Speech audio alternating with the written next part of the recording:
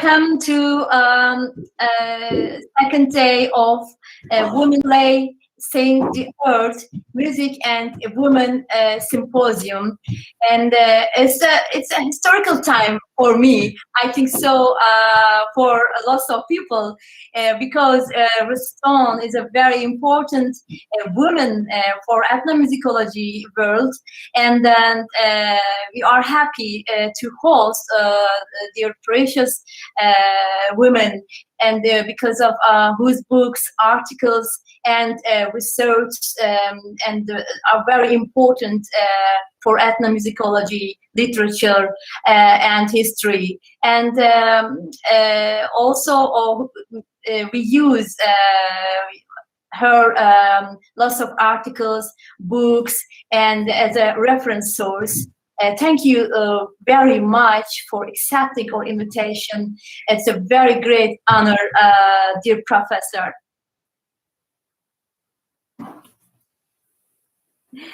And I want to share with our guests about Ruth's biography. Ruth is Laura Bolton Professor Emerita of Ethnomusicology and African Studies at Indiana University in Bloomington, Indiana. Her research has focused on temporal dimensions of musical performances among the Capella of Liberia, West Africa, which she has detailed and led the Insight Suite, Indiana, Truth Press, second edition, and 2010, and Dried Melody Breaking. Among her publications are Music of West Africa and Theory in Ethnomusicology today. And Professor Stone has also served as a president of the Society for Ethnomusicology, as well as an associate vice provost for research, chair of the Department of Folklore and Ethnomusicology, and director of Archives of Traditional Music at Indiana University. She has been active in the field of digital preservation and analysis of ethnomusicological audio and video recordings. And I'm so sorry because I say something in Turkish. Efendim herkes hoş gelmiş, sefalar getirmiş ikinci günümüzün akşamına ve ikinci günümüzün akşamı etnomüzikoloji camiasında en önemli isimlerden birisi olan Ruth Profesör Ruth'u ağırlıyoruz bugün. Kendisine çok teşekkür ediyoruz. Bizim için büyük bir onur, büyük bir şeref ve ben kendi adıma tarihi bir an dedim benim için. Sanıyorum birçok kişi için de böyledir şu an burada bulunan ve sonra izleyecek kişiler için de. Ve Ruth'la ilgili kısa bir biyografi hatırlatmak isterim. Birçoğumuz aslında biliyoruz belki de ama yine de altını çizmeye gerek hissediyorum. Ruth Bloomington Indiana Üniversitesi'nde etnomüzikoloji ve özellikle Afrika çalışmaları bölümünde emeritus profesör şu an. Araştırmaları Let the Insight Suite ve Dried Melody Breaking'de yer alıyor. Özellikle Liberia'daki Kipelle, yani Batı Afrika'daki araştırmaları üzerine yoğunlaşıyor ve zaten uzun yıllar o bölgede çalışmaları olmuş Ruth'un. Ve aynı zamanda da yayınları arasında Music of West Africa ve Theory in Ethnomusicology Today, ki bu kitap birçoğumuzun herhalde kitaplığında mevcuttur. Ayrıca Etnomüzikoloji Derneği'nin bir zamanlarda Society for Ethnomusicology'nin de başkanlığını yürütmüştü ve şu anda aynı zamanda da Indiana Üniversitesi'nde Etnomüzikoloji Başkanlığı yaptı ve geleneksel müzik arşiv direktörlüğü de yaptı. Özellikle etnomüzikoloji ses ve video kayıtlarının dijital olarak korunması ve analizi alanında da önemli faaliyetler yürüttü kendileri. Now, Ruth Stone today about Liberian women, and especially last 40 years, communities of movement performance in Liberia and the United States have endured both an extended civil war and Ebola pandemic, and nowadays COVID pandemic area. And she will give some information with the theoretical approaches from Liberia women and women performance in Liberia. But I will share her presentation video because of perhaps we will technical problem. Okay. I'm so sorry, Professor. I have to close your microphone. Okay. Yes. Mm-hmm. Thank you very much.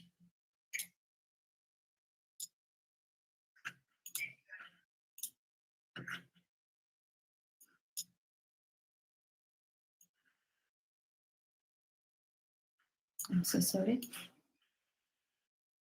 Oh.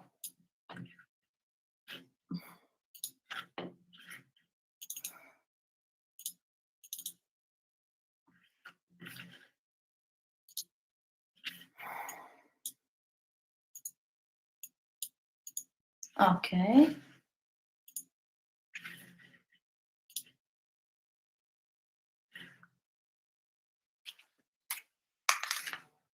Greetings.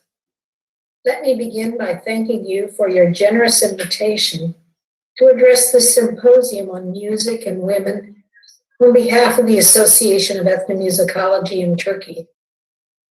While we would all prefer the richness of a face-to-face presentation during this COVID-19 pandemic, I'm pleased that you have persevered to still gather and engage in dialogue on this timely and rich area of scholarly inquiry. Over the years, I have been privileged to conduct ethnographic research in Liberia, West Africa, particularly among the Kwela people in Bong and Montserrado counties. I've also worked in the diaspora community of Philadelphia, Pennsylvania, in the United States, where a group of Liberian women musicians live and perform. For the last 40 years, beginning in the late 1980s and extending to the present, these communities of performers in Liberia and the United States, with whom I've been privileged to study, have endured both an extended civil war and the Ebola epidemic. Drawing on these difficult events, I would like to center on the ways in which women performers in particular have sung, played instruments such as the gourd rattle, and performed powerfully in order to move and change the horrific scenes in which they have repeatedly found themselves and their larger community. Whether they've been confronted by civil war or by a frightening health contagion like Ebola, they have made music key to living through the situation in strength and to creating change. The Liberian Civil War, which began in 1989 and continued until 2003, as well as the Ebola epidemic, which lasted from 2014 to 2016, proved to be times of extreme stress and tension. These resilient singers engaged in music as a weapon. Their experience is worthy of our introspection as ethnomusicologists. There are lessons to be learned as we continue to explore performance in its rich and varied dimensions. Today, I would like to consider 5 themes from war and pandemic. The first theme we can consider is 1. Liberian women have sung, danced, and performed in order to center themselves and their audiences both during pandemic and war.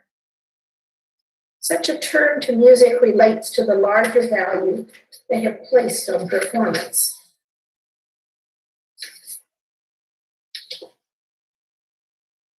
Before these catastrophes when they've been excited by the birth of a child, relieved by the return of a family member from overseas, or been burdened by the death of a family member. Musicians and their extended communities have searched for a return to inner peace through making music together. The emotions that are stirred by life's various events can be calmed with performance. This idea was particularly well echoed by Gawaligula, a blacksmith and ritual specialist, who expressed the performance in this way. Meninga gong, itlang mulimay, ekulali sorisu. What I know about song, it came from sorrow. Ane iwa imenikulika. If you cry, you do everything. Teno ipilika. You must perform. Ili asori ivat sietomuno. Even if your heart hurts, you can't sit quietly again. But before you sit quietly, you must sing. When the Liberian Civil War broke out, Zaytiti, who now lives in Philadelphia, fled to a refugee camp in neighboring Cote d'Ivoire with her family.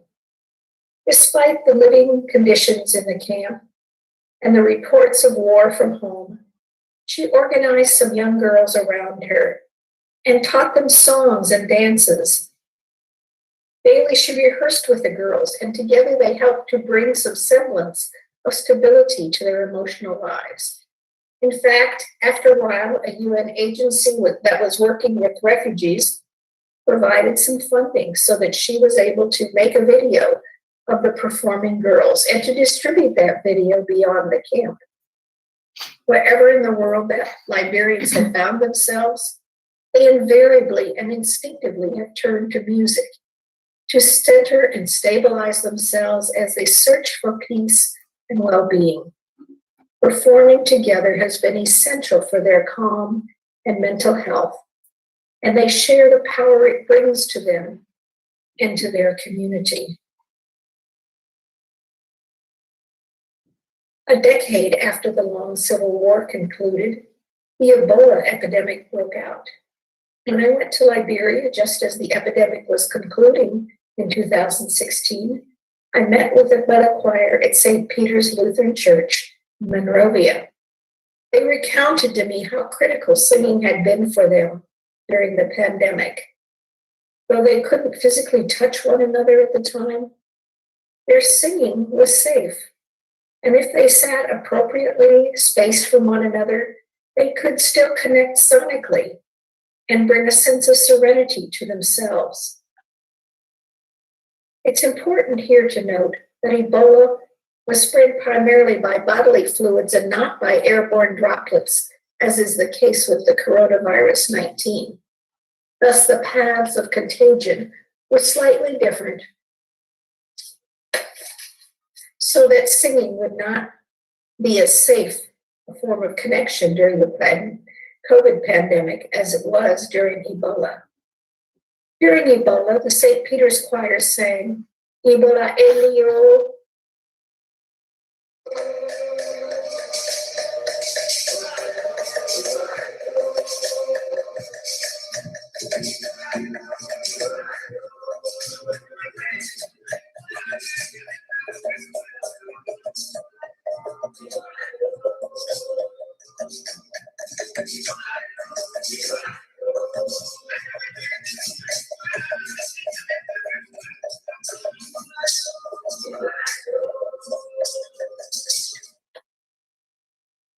Ebola Elio. Ebola must go. Music serves several other roles that move beyond calming and centering communities. The second is that performance has informed and educated people during crises. Musicians like Julie Endy composed and performed songs to provide important details about the Ebola disease. These details were presented in appealing songs that helped to counter misinformation that circulated via rumors and social media. Julie worked with the Liberian Ministry of Health and other non-governmental agencies to travel to areas around the country to perform and to distribute the songs via CDs and other media. Perhaps the most famous of her songs was Ebola is Real, which was composed in a 1980s style of popular music. Ebola is real. Let's protect ourselves and our family. Ebola can kill. It has no cure, but it can be prevented. Ebola, Ebola. Let's fight it together. Let's fight it together. Ebola, Ebola. Let's protect ourselves, our family, and our nation. My people, Ebola is in Liberia. Ebola is real. Ebola can kill. Let us protect ourselves. Ebola is real. Let's protect ourselves and our family. Ebola can kill. It has no cure, but it can be prevented. Ebola, Ebola, let's fight together. Let's fight together. Ebola, Ebola, let's protect ourselves, our family, and our nation. Always wash your hands with soap and water. Always cook your food very well. Go to the health facility anytime you have headache. Fever, pain, diarrhea, large red eyes, and vomiting. Do not touch people with a sign of Ebola. The signs of Ebola, a headache, a pain, a diarrhea, a rash. She educated with graphic and specific details as she spelled out the symptoms of Ebola and the steps that the audience should take to prevent the disease. The third theme that is critical to consider is this. Music has become a medium for truth-telling when speech is not possible. When I arrived in Liberia in 1988, the country was on the edge of an extended war outbreak. Checkpoints had been set up all along the major roads, and commodities such as gasoline were difficult to obtain. The scene differed sharply from my memories of growing up in Liberia, where I had lived as a child from the age of 3 until 12. During those years, I had spent carefree hours playing with my Liberian counterparts and visiting nearby farms and creeks to experience daily life around the cooking fires. But now in the late 1980s, the singers from St. Peter's Lutheran Meta Choir came to see me and brought tales of relatives who were jailed and whispered about how they had been seized by the dictator Samuel Doe and placed in prison. They often arrived directly at my house from visiting an incarcerated relative and reported on the increasingly tense situation in the capital city. One day, I attended a funeral for a beloved expatriate who had been living in the U.S., James Barbia. He had died there in the U.S. in North Carolina. His body was brought back to Liberia, and the Bula choir led by Fema Nenipule sang in closely timed precision as she marked this death of a man who Samuel Doe considered to be a dangerous member of the opposition to his rule. Somewhat astonishingly, Fema sang words such as Doe must go and Jesus is the big Zoe or ritual priest. In these phrases, she was challenging the power of the dictator and expressing that not only he be removed from power, but that Jesus, a Christian deity, was more powerful as a warrior than the mortal human Doe and would ultimately triumph. She was singing what no person could have spoken without risking imprisonment. But by well-accepted convention in Liberia at the time, Thelma could sing the truth as she understood it, but which could otherwise not be spoken. In this instance, women employed music as a form of truth-telling and a way to publicize the widely shared views of the Liberian citizens. These musicians knew they had the license for expression, but they nevertheless took some risks to express their views about what was right and what needed to change in this conflict situation. They did not simply sit by as victims, but rather weaponized music to engage with the dictator. It's important to note that music has been employed in analogous ways in other political struggles around the world. We need only think of the spirituals that African American slaves sang when their texts were disguised messages to one another, or during the long years of struggle in Somalia, when poets sang compositions that sometimes served to depose rulers, when audiences heard these songs broadcast on the radio. Thelma Nanekula composed her songs at James Barbia's funeral in 1988 and sang them boldly with the rest of the choir responding around her. The large crowd of attendees marveled at her audacity to tell the truth, both simply and directly, if they but listened carefully. Thelma had been to the local prisons to visit family members, and she now fought back with her voice, with the backing of the rest of the women in the choir. She knew that what she sang and what they sang would spread far beyond the walls of the church. She was telling the truth in a powerful way and pushing back against the injustice that she perceived had been inflicted on her community. Some women carried music making even further as they persistently and repeatedly worked to bend their opponents to their will. This leads us to the fourth theme to ponder. Music making has been deployed as a critical tool of persuasion. When Thelma and other singers expressed key ideas about the political situation leading up to the Liberian Civil War, other women singers moved beyond truth-telling to persistently perform in order to persuade the warring sides at the end of the war to sign a durable peace treaty, as the Liberian Civil War ground on as it had for years, in fact, for more than a decade.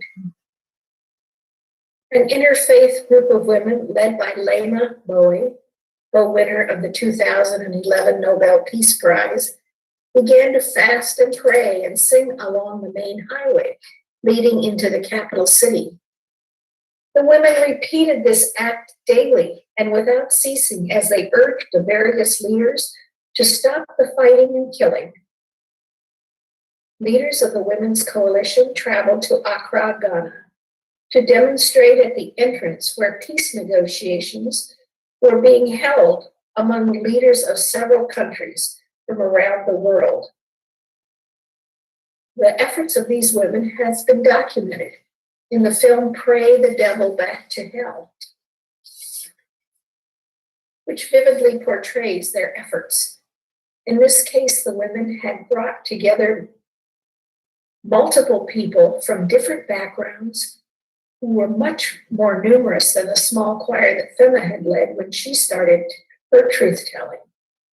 Now the women were dispirited and worn out from years of death and destruction. They banded together in a bold move that ultimately influenced the peace that was shortly thereafter signed on August 18th, 2003, and ultimately endured.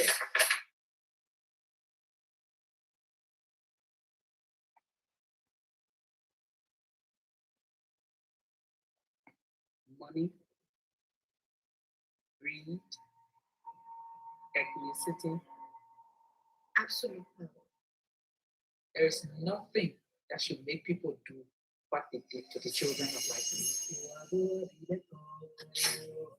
The warlords who gave these boys guns is sent them home. They just do anything because they have to do it. You go to bed saying, God, please. What do you do? Give me a plan. God, please. Now, I had a dream. And it was like a crazy dream. We decided to protest. We wore the white, saying to people we were asking for peace. Thousands of women, Muslim and Christian, were coming together in different walks of life. These women had seen the worst, but they still had that vibrance for life.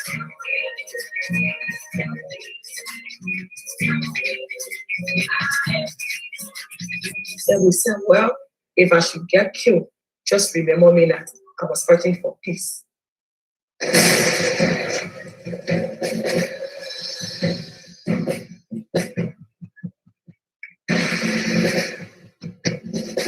We stepped out first and did the unimaginable.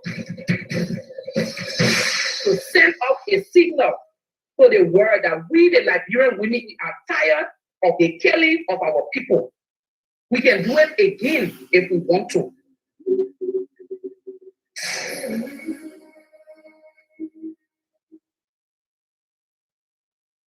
As Liberians began to rebuild their country after the peace agreement and to reconnect with one another, many ex-soldiers retained their weapons.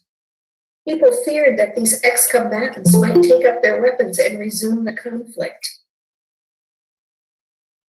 Marie Nyanbo on the left and Toke Toma on the right worked along with the UN peacekeepers who were stationed in Liberia.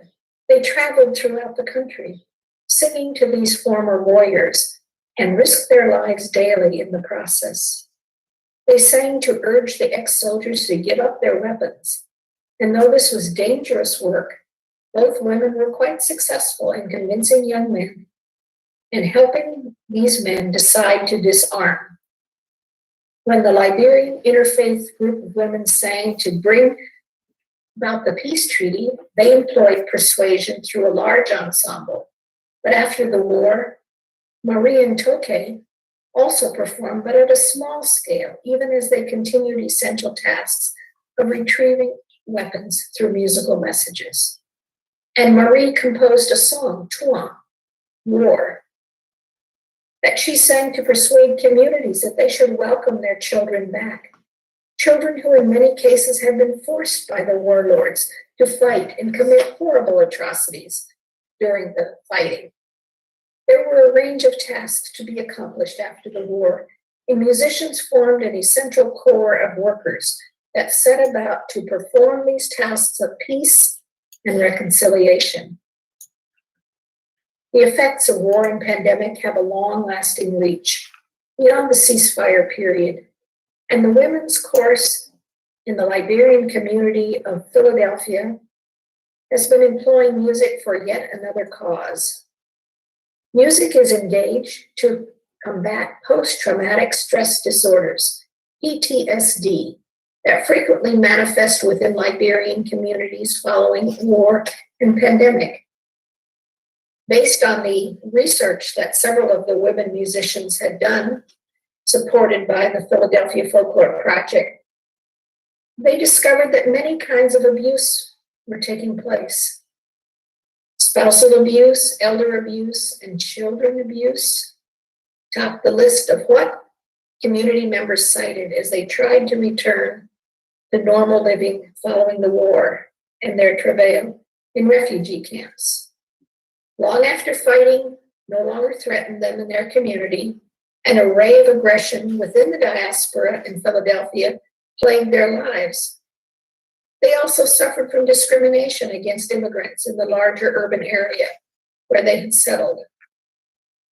Out of concern for this PTSD that the women had uncovered, 5 singers formed the Liberian Women's Chorus for Change in 2013.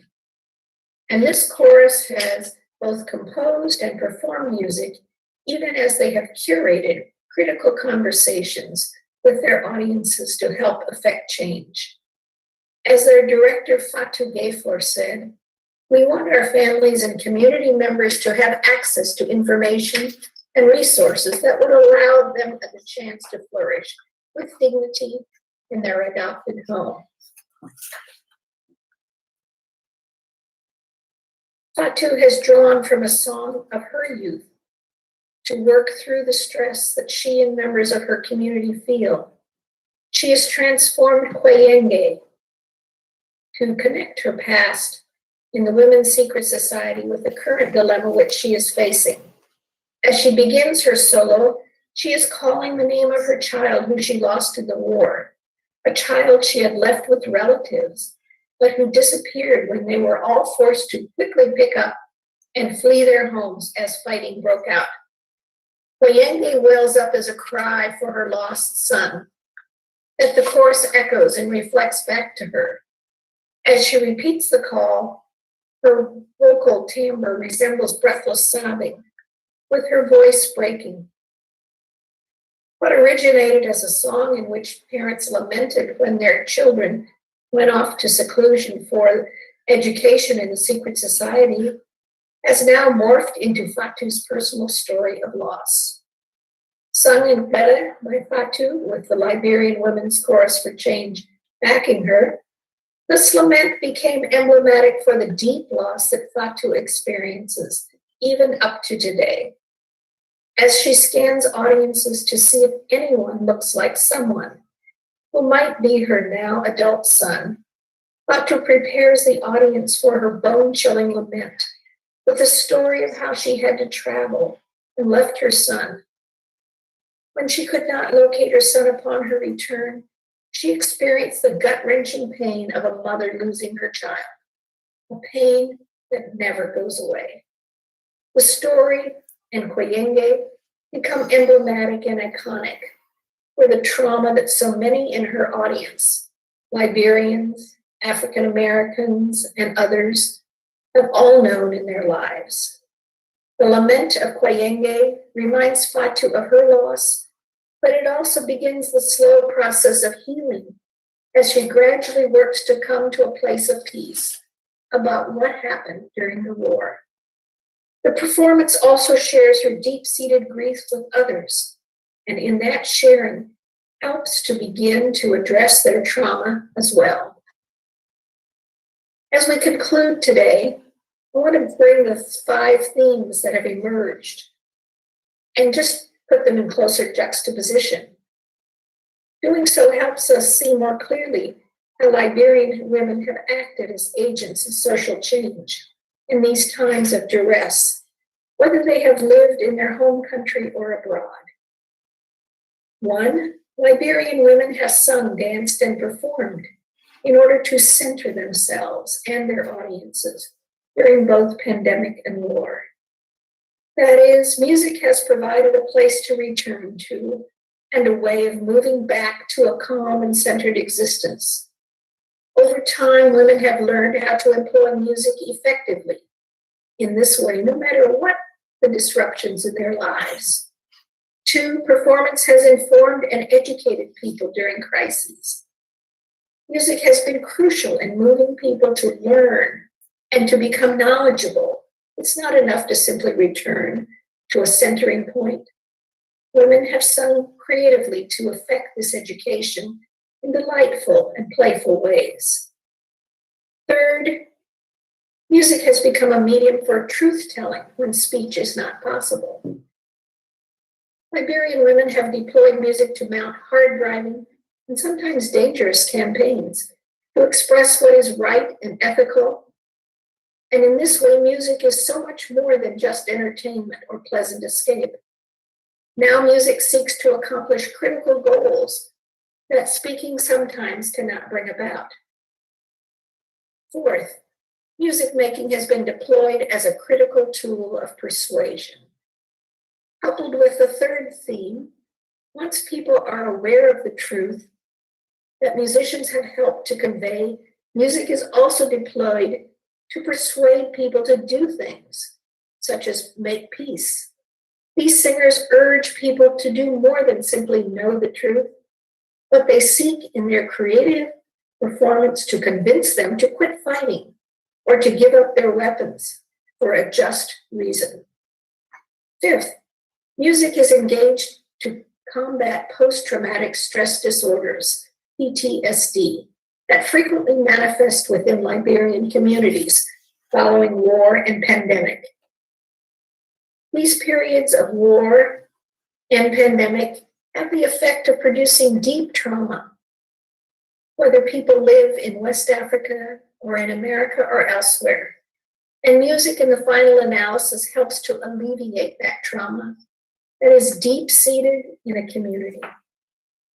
Women performers have worked over the years following these episodes of stress to counteract the damage that has been wrought. Of these 5 themes, we can see that the first demonstrates how music simply helps us return to a state of calm. The subsequent themes progress to the 5th and final theme that intends to accomplish a healing of deep-seated pain that results from the war and pandemic. Music achieves a purpose as these women perform to move their audiences from the status quo as they find it to a more perfect state. Performance proves to be a potent and powerful force that women deploy deftly and creatively. Thank you.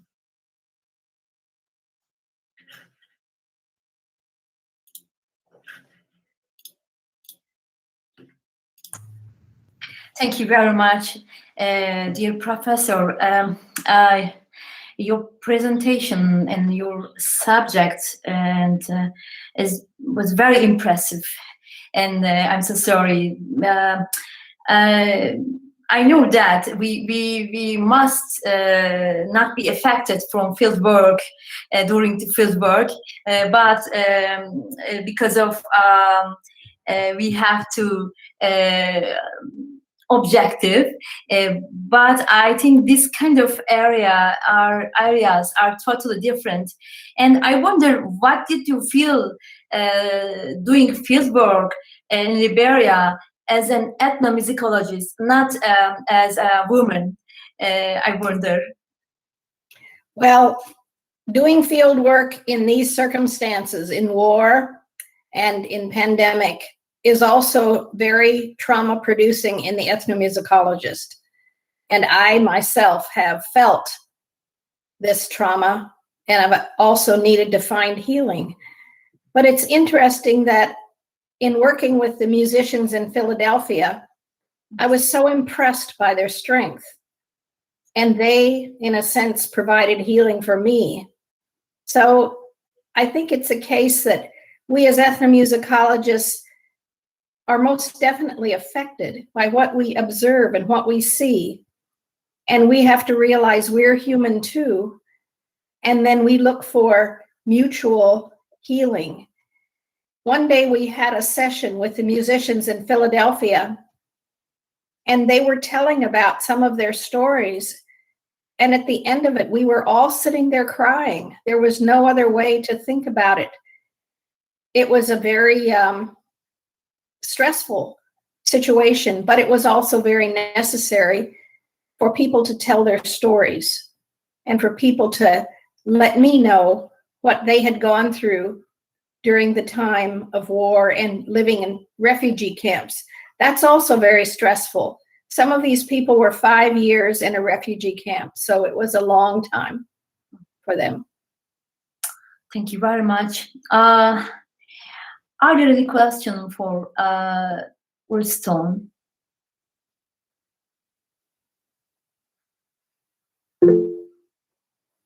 Yes. I'm sorry. Anne.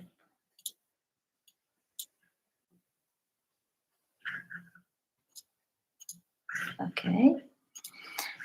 And also we would like I would like to thank you for this valuable work in Liberia, where many cows were experienced, and where you examined the data of your field work, like a word you mentioned before, in line with current condition, like a war reporter, and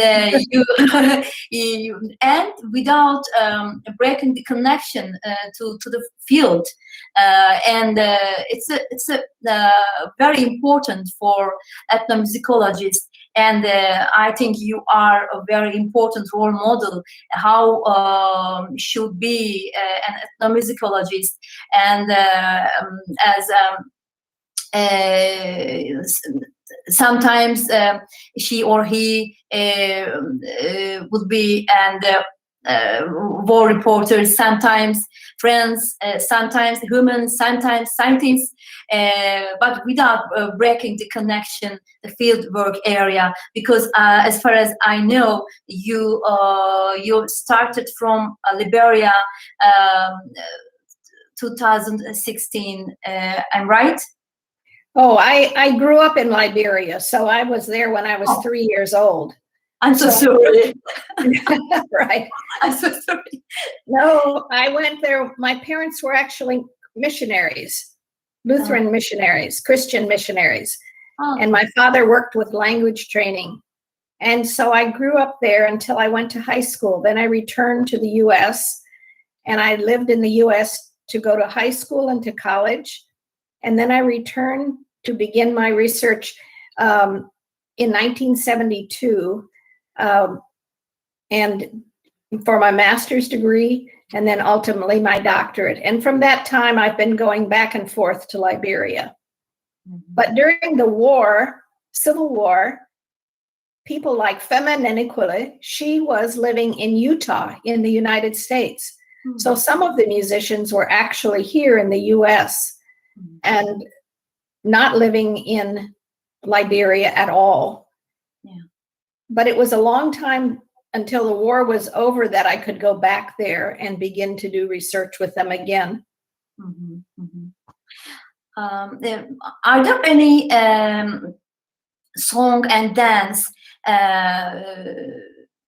because of COVID area nowadays you record or you report? It's interesting because COVID has affected Liberia quite differently. Mm-hmm. There's not all that much COVID in Liberia. And in other parts of Africa. And some people have wondered. We know that in South Africa there's COVID, but in West Africa there is not a lot. And among the musicians that I work with, very little COVID. So it's different in different areas a little bit. But Ebola was much, much more dangerous there. Yeah. So I don't really have any research at this time for COVID, but I hope to learn more. But from all the reports I'm getting, it's been a disease that's been largely confined to the diplomats and the government people who traveled outside of Liberia and came back with COVID. Yeah. There is a question, I think.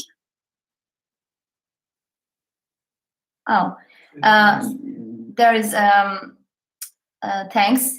Gonca Demir from Gonca Demir. Dear Stone, lots of thanks for your effective presentations and for all contributions to ethnomusicology. Best wishes. Feyzan Göher. Yes, Feyzan hocam. Please. Teşekkürler hocam. Sesim geliyor mu? Evet. Mekan değişmiş. Evet, mekan değişti. Değişti, doğru. First of all, most esteemed Professor Ms. Stone, thank you very much for the very impressive presentation. Thank you. I would also like to thank dear Özlem for bringing you together with us. As you know, the use of musical bows is very common in Africa. I'm working on the use of the musical bow in Siberian Turks. I think this instrument has effects on protected national identity in there. Have you come across women using musical bows in the message field activities you mentioned in your speech, man, or in musical practice for therapy?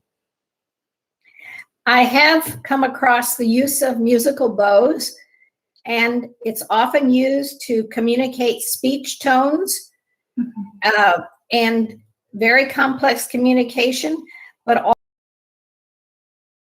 so I can't tell you there are any who have performed, but it could well be the case if I did more research.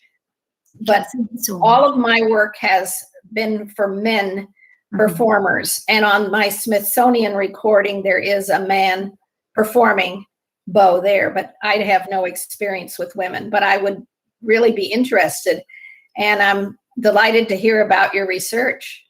Thank you so much. I hope that I will send it to you. I think it's be ready in 2 or 3 months, and I will send it to you. I would be delighted to. Thank you so much. Thank you. Thank you so much. Thank you very much, Feyza Hanım. Teşekkürler hocam. Teşekkür ederiz. Dear Professor, how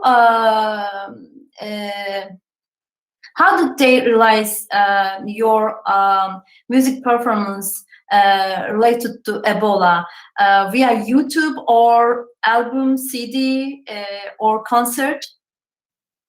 How to access this? Yes. At this point, I don't have anything up yet, but some of it has been digitized at Indiana University, and some of it will be available within a short time. Okay. Are there any album or not? There is a lot of if you go on Facebook and look up Ebola, the Liberians used Facebook to do their songs. So songs like Ebola is real, or Ebola in town. That's another famous song. If you just Google those, you'll find them. Yeah. But they appear on Facebook and on the web. Okay. Mohammed Hasib, please ask a question. Yeah, thank you. Thank you, Professor Ruth, for your wonderful presentation. And I'm delighted to see you here because almost last July, I think Professor Amy from University of California introduced you to me, and we had some conversation through the email. I hope you remember that. So yes, I do. Thank you for a wonderful presentation. Yeah. How are you? I'm fine. I'm so happy to see you here today. Yeah. I'm also very happy to see you. My question is that, that beautiful presentation that you have done here, and these performance, actually the performance of the African women, especially during the time of war and pandemic, whether this is emerged from the notion of collective responsibility to create a collective security within the community. I'm asking this question because in Kerala, I belong to the Kerala state, one state in India. And in Kerala, we have one particular genre that's known as Mappilapattu. Might be you know that very well. And in Mappilapattu, we have a separate category of war song as well as the disease song. And these particular songs, both war song and the disease song, we always use to inculcate this type of truth to the society whenever the situation is out of control. Whether how you perceive these two situations, that one existing in Liberia and one existing in the Kerala, especially in the light of the war song as well as the disease song. Thank you, Professor Ruth. That's fascinating to hear about those two genres. In Liberia, I would say you can find this truth-telling in many genres. Entertainment songs, sometimes it's concealed very deftly so that people don't always know it unless they listen carefully. So there are multiple genres in Liberia rather than just the two you're talking about. But I think what we can say is, from what you have found, And what I have found, when situations get out of control, music can be a medium for gaining some order again. And it's really necessary. And it's the kind of thing that people come together. When those women were sitting in their white clothes on the road singing, they came every day. These were market women, Muslim, Christian, all kinds of women said, enough. We're tired of our children being killed, our husbands, our family members. And they said, we will be here every day until the war stops. And so they persisted and then went to the place where they were negotiating in Accra, Ghana, and showed up there and also said, you know, even if we die, we're going to tell you, you must stop. And it was so powerful that this is why Lema Boye was awarded the Nobel Prize, because of the work that she helped to spearhead at that time. So music, it's so powerful. And this is why when people simply say music is just something that makes us happy, entertains us, it's so much more than that. And I think that's what we see in the case you're talking about and in what I have seen. Thank you.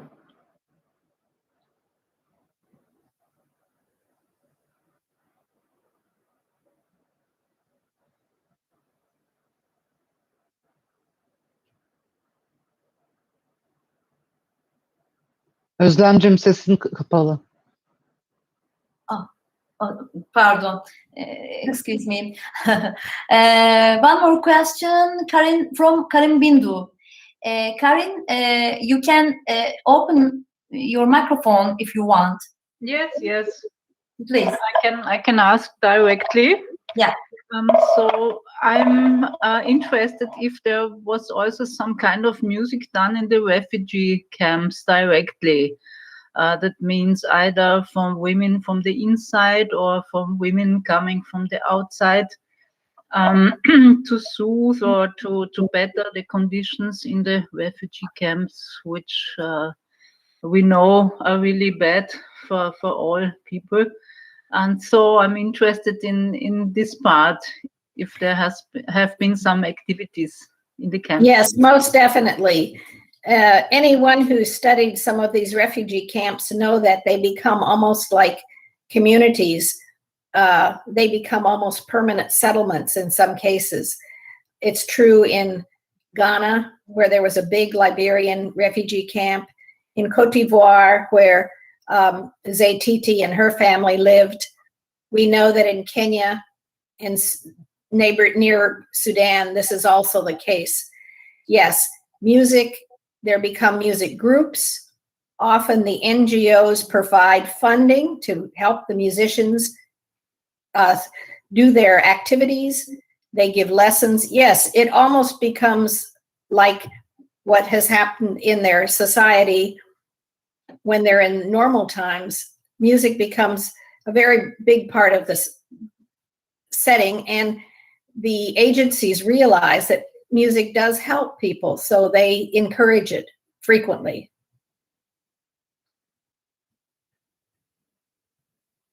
Yes, thank you. I can imagine, because I was also working in a refugee camp in Austria. Okay. Yes, and with people from Afghanistan and Somalia. And I also organized some music programs and activities, and I brought my drums, and so this made a good mood for everybody and helped over depressive times, and also for the group, for the group feeling, for the community feeling. Right. I myself haven't done extensive study within the refugee camp, but one of my students, Oliver Shao, S-H-A-O, has written a dissertation on the Kenyan refugee camp that you might find helpful. He lived within the camp for at least a year in order to do his research. Yeah. Thank you very much. Tülay Atay, please. Hi, can you hear me? Can you hear me? Yes, yes. Oh, hi. Hi, Ruth. Hi, Professor Özlem. I am Tülay Atay from Hatay Mustafa Kemal University, Antakya, Hatay, Turkey. And I'm not an ethnomusicologist, but I have my research area is immigration. I've been to many camps, Syrian camps, because as you all well know that Turkey received approximately 4 million Syrian people, and those people are still living in the camps as well as in the community. And it's actually my cousin Duygu Ulusoy invited me to watch your session, your symposium, and I am delighted to be with you. And my actually what I am going to tell you all, as you are a brilliant ethnomusicologist, and I think the area, the camps and the Syrian people, this area needs to be researched. And this is my contribution. Thank you. Well, thank you for telling us about the Syrian camps. We read about it in the newspapers, but we don't know the details of performance. And I would certainly echo what you're saying. Wow, we need people on the ground studying this music. And if anybody's inclined to do it, it's hard work. It's not easy. Yes. But wow, it would be great. Actually, if anyone need me, and I can send my name, and you can reach me anytime, and I would be delighted to help you. Thank you. And also, I want to add some important points to Tülay Atay's comment, because some ethnomusicologists in Turkey have researched on Syrian refugees and their musical practices and their groups, music groups, and their community. And yes, lots of Syrian refugees lived in are living in refugees camp, but Tülay said that some refugees living in community as in loss of jobs. But as far as I know, they use a radio station, and they establish a radio station, TV station, and for example, mostly one ethnomusicologist we have Evrim Hikmet Öğüt have research on mostly Syrian refugees, as far as I know. But Belma Oğul wants to say something. Belma Hocam, buyurun. Hi, everybody. I want to say that in addition to Evrim, Selda Öztürk, she's also here, has done some, execute some field works in the, not in the refugee camps, but around it, and mostly the people who are living next to the camps and also in the bigger cities. She has executed some field work about the women musicians, or not professional musicians, but the normal people performing music, and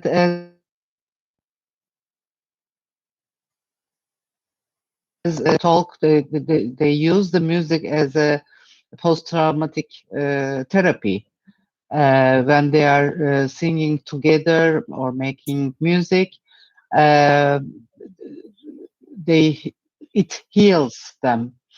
That sharing the feelings, sharing the emotions, and to produce something together, and through the songs they tell their stories and their pains, etc. So the therapeutic issue is very important. Thank you. Thank you very much, Belma Hocam. Okay. Any other question? Burçe Ulubilgin, please. Hello to everyone. Thank you for that brilliant presentation. I am a PhD student in 9 Eylül University. I would like to ask you about your experience actually during the field work from a dialogic perspective, because war and death disease are very delicate subjects. And I want to ask you, did you focus on that kind of perspective, how the people in their experience, your being there as a musicologist, as a researcher? Thank you. Thank you for your question. You're absolutely right. This is extremely delicate, even more delicate than ordinary field work where people are not in these traumatic situations. First of all, let me say that many times I do my research, I'm working in the local language. And so I think that's very important, to be able to talk to people in their language. And I'm not working with the translator. So I'm working more directly. I also have lived in the country for a long time over the years. And so for me, it is one of my homes, and I am not just a stranger there. Many people knew my parents. They knew my brother and sister when they were there. So we have known people there for a long time. But I don't ever rush into conversations about these issues. Sometimes I just let people talk. But what I found when, for example, with the women choir, and I had been working with them over the years, I knew the women, but when I came back after the war or before the war, I just let them talk. I didn't push them. And I found that they wanted to talk, they needed to talk, but I was very careful not to rush into it, because as I found out in that case in Philadelphia, where the pain was so intense, people just can't handle it sometimes. So yes, it's extremely hard, and it is a dialogic situation, but so often I have to step back and just be very calm and let them guide me in what they want to tell me and what they think I should know, and to lead me, because I am not the one who knows best what they have gone through. I can never understand that fully. I only have a small sense of that. But thank you for your question. It's a very important one. Thank you for your answer as well. Thank you very much. Thank you, Burçe. Are there any questions, dear guests?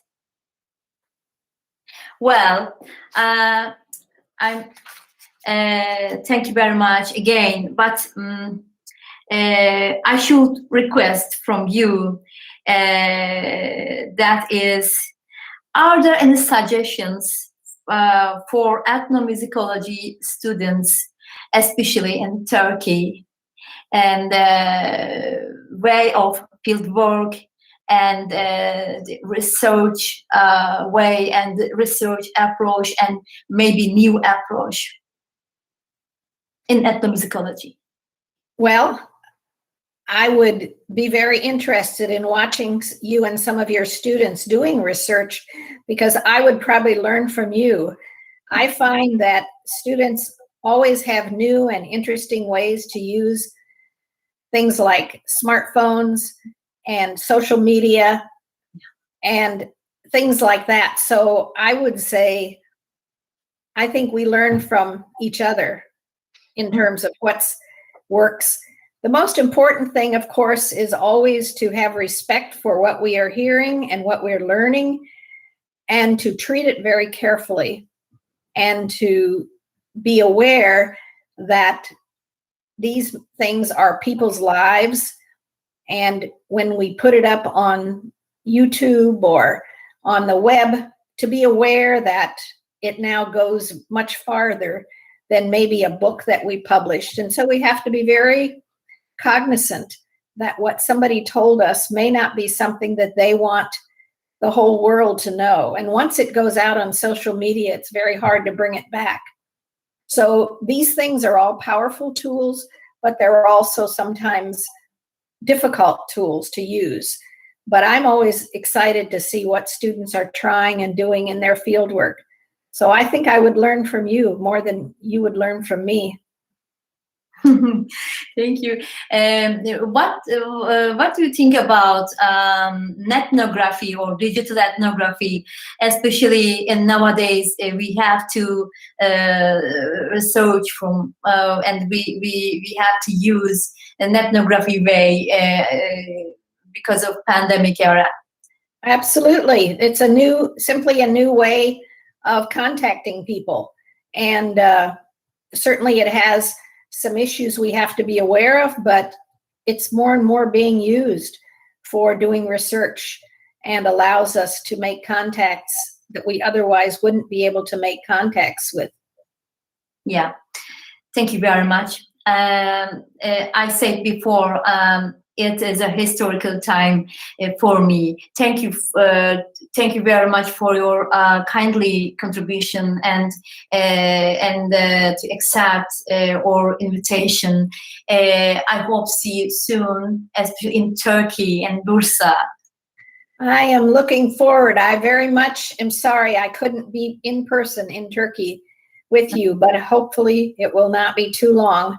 I've wanted to come to Turkey for a long time. So thank you for your kind invitation, and thank you to everyone who has endured all this long day. I know you've had a long day of conference and you're still here with us. So thank you for being a part of this event today. Thank you very much. We will continue tomorrow, third days of Women Placing the Earth, Music and Women Symposium, and with a valuable presentation. And see you tomorrow. Have a nice day. I'm so sorry I did that. And see you soon. Thank you.